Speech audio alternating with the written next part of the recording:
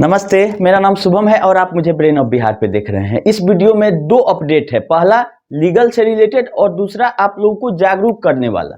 क्योंकि सहारा के द्वारा ऑफिशियली अनऑफिशियल जो भी कह लीजिए, जो डिफिशियंसी आया था उसमें शेयर फॉर्म, मेंबरशिप फॉर्म के नाम पे फॉर्म भरवाया जा रहा है। अच्छी बात है, भरना चाहिए, इसको हम नहीं रोकते हैं। लेकिन एक आदमी कल हमसे कंसल्टेंसी के रूप में ही पूछा कि ये फॉर्म भर सकते हैं कि नहीं भर सकते। हमने सलाह दिया कि भर दीजिए, कोई दिक्कत नहीं। हो सकता है कि भुला गया हो सहारा से या कुछ टेक्निकल, लेकिन उसमें जो गलती दिखा हमको, उस पे हम आप लोग को बता देना चाहते हैं कि सहारा का मेंबरशिप फॉर्म जरूर भरिए, लेकिन मेंबरशिप के साथ साथ शेयर एप्लीकेशन फॉर्म क्यों भरवाया जा रहा है हमको नहीं समझ में आ रहा है। तो जो भी फॉर्म आप भरें उसका भरने के बाद साइन करें कि क्या क्या उसमें भरा जा रहा है, और भरने के बाद एक कॉपी फोटो स्टेट अपने पास लेके रख लें फॉर्म का कि हमने इतना ही इंफॉर्मेशन भर के आपको दिया है। हमारे पास जो एक फॉर्म आया उसमें ब्लैंक पे साइन किया हुआ था, तो ब्लैंक पे साइन करने का मतलब कि उसमें कोई भी इंफॉर्मेशन भरा जा सकता है, नंबर 1। और मेंबरशिप फॉर्म से किसी को कोई दिक्कत नहीं होनी चाहिए, क्योंकि मेंबरशिप फॉर्म आप अगर मेंबर नहीं है सोसाइटी के तो जमा ही नहीं कर सकते हैं। तो मेंबरशिप अगर आपको अलॉट हो गया है और फॉर्म नहीं मिल रहा है सहारा के यहाँ, तो आप फिर से भर सकते हैं। रहा बात डेट देने का, तो डेट भी अगर आज के डेट में आप साइन करते हैं तो भी गलत हो जाएगा कि मेंबरशिप मिला आपको 5 साल पहले और आज भर रहे हैं क्यों। तो डेट पे क्लैरिफिकेशन देना चाहिए सहारा को कि क्या ये बैक डेट में ही भरा जा रहा है कि करेंट डेट में भरा जा रहा है। और शेयर एप्लीकेशन फॉर्म क्यों भरवा रहा है, कितना शेयर सबको अलॉट किया गया है, या आगे में कुछ गड़बड़ नहीं कर दिया जाए, शेयर अलॉट नहीं कर दिया जाए। इससे सावधानी बरतते हुए आप लोग फॉर्म को पूरा भर के और एक कॉपी फोटो स्टेट जरूर ले लेंगे अगर भर रहे हैं तो। ब्लैंक पे आपको चाहे सहारा हो चाहे किसी भी कंपनी में ब्लैंक पे साइन करके नहीं देना है, क्योंकि ब्लैंक पे साइन करके देने का मतलब है कि सहारा रियल एस्टेट और हाउसिंग वाला हाल नहीं हो जाए। उस समय भी बोला गया था कि खाली बॉन्ड बदल रहे हैं, तो इन्होंने पूरा सिस्टम ही, कंपनी ही बदल दिया। कंपनी के बाद एक्ट ही बदल दिया, कंपनी से सोसाइटी एक्ट में चला गया। तो जो कंपनी इतना लीगल में माहिर है और लीगल के सहारे ही चल रही है और कुछ इसके पास बचा नहीं है, केवल लीगल टीम है, तो कब क्या साइन करा लिया जाएगा कोई भरोसा नहीं है। क्योंकि जो भरोसा था एजेंटों का वो अब उठ चुका है। पहले लोग खाली जानते थे कि ये आए पैसा दे दो, किस कंपनी में कर रहे हैं कोई मतलब नहीं। लेकिन जब बाद में मैटर फंसा तो ये लगी नियम कानून आपको पढ़ाने कि सोसाइटी के आप मेंबर हैं, आप कंज्यूमर फोरम में नहीं जा सकते हैं, आपका इंटरनल चीज है, आप सोसाइटी ग्रोथ करेगी तो आपका पैसा मिलेगा। बहुत सारा टर्म एंड कंडीशन होता है, और ये आप साइन करके दे रहे हैं, इसका मतलब आप एग्री कर रहे हैं कि सोसाइटी जैसे जैसे करेगी वैसे वैसे हमको मंजूर है। और ऐसा किसी को समझाया नहीं गया है, ना ही एजेंट को, ना ही जमाकर्ता को।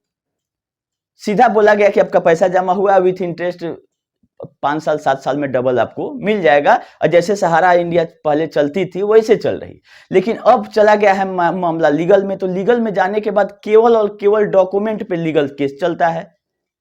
तो डॉक्यूमेंट में आपको दुरुस्त रखना है, और शेयर क्या है, मेंबरशिप क्या है, इसको हम अगले वीडियो में बताएंगे डिटेल में। अभी इतना ही आपको करना है कि फॉर्म भरिए तो पूरा भर के देख लीजिए कि क्या क्या इंफॉर्मेशन दिया जा रहा है। ऐसा ना हो कि सहारा इंडिया आपको शेयर अलॉट कर दे, और शेयर का वैल्यू क्या होता है आप लोगों को पता है। कंपनी ग्रोथ करेगी तो मिलेगा, नहीं मिलेगी, नहीं ग्रोथ करेगी तो आपका गया। शेयर में पैसा लगाने का मतलब जैसे शेयर मार्केट है, उसमें आपको फिक्स रेट ऑफ इंटरेस्ट नहीं मिलता है। अगर शेयर होल्डर हैं आप तो कंपनी के परफॉर्मेंस पे डिपेंड करता है कि आपको क्या रिटर्न मिलेगा। तो ऐसा ना हो कि कुछ इसमें भी गड़बड़ी हो जाए।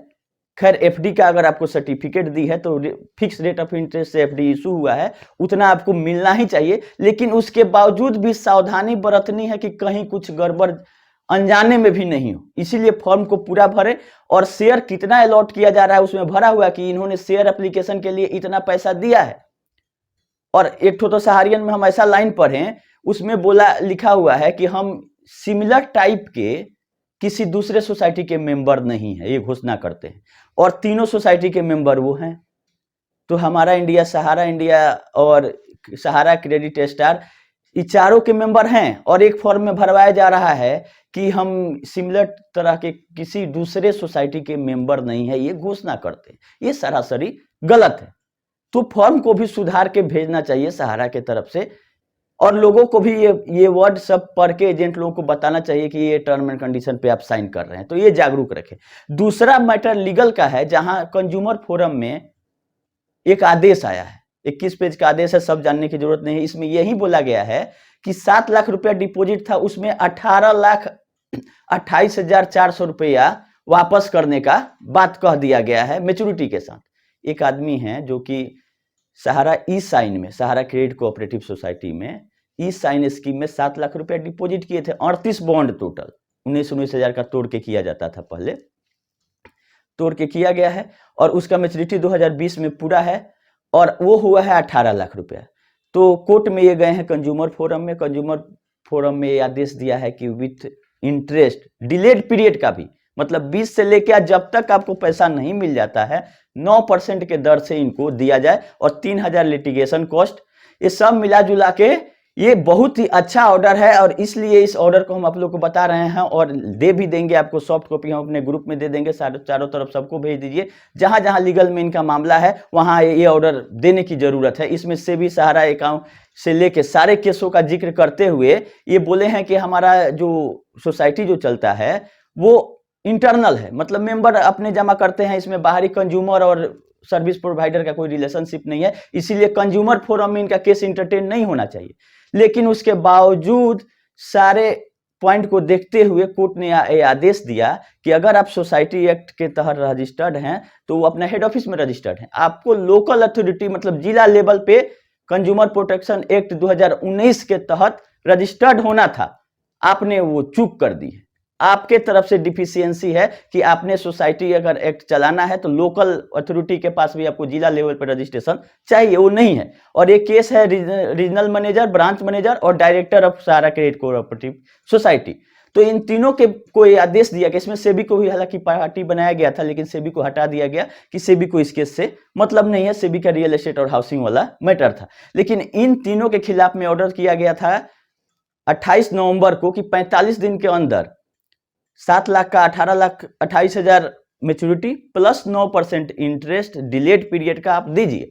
अब इसमें दो ही रास्ता है सहारा के पास, इसके अगेंस्ट में अपील में जाए या पैसा दे दे, लेकिन इतना आसानी से तो देती नहीं। अब क्या हुआ नहीं हुआ इसको अब सर्च का विषय है, हम ऑर्डर आप लोग को दे रहे हैं, इसको आप लोग पढ़ लीजिए। तो ये बहुत ही अच्छा ऑर्डर है, ये आगे जो लीगल में है उनको सहयोग करेगा, इसीलिए ऑर्डर हम आप लोगों को दे रहे हैं। और सेबी ने भी अपने वेबसाइट पे इसको डाला है, इसीलिए आप इसको वहां से भी डाउनलोड कर सकते हैं।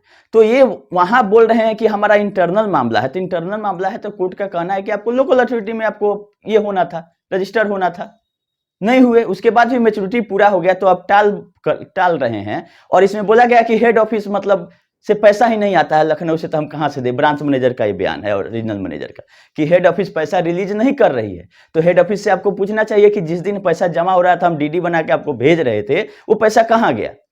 सहारा सेबी के बल पर कितना दिन आप खींचिएगा? सहारा सेबी में आपका 2253 करोड़ मात्र जमा था, और आप सहारा क्रेडिट में केवल 48,000 करोड़ रुपया उठाए हुए हैं, तो बाकी पैसा गया कहां? एमबी वैली का आप जिक्र कीजिएगा कि एमबी वैली में मेरा इन्वेस्टमेंट है, तो एमबी वैली में भी इन्वेस्टमेंट है, तो बोला गया है कि इसको भी बेच के आप पैसा जमा कर सकते हैं सहारा सेबी में, उसके बाद आप भुगतान कीजिए।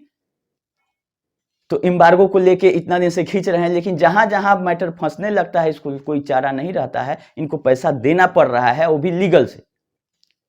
तो मेरा यही मानना है कि लोग फॉर्म भरे वो सावधानी से भरे और इस ऑर्डर को पढ़ें, और इसमें कहीं भी income tax return, bank statement का डिमांड नहीं कोर्ट से किया गया कि आपका 7 लाख जमा है तो कहां से जमा किए बताइए।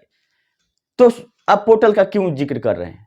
पोर्टल पे तो इंटरेस्ट का बात ही नहीं हो रहा है, 10,000 20,000 का बात हो रहा है, तो बड़े निवेशक कहां जाएंगे?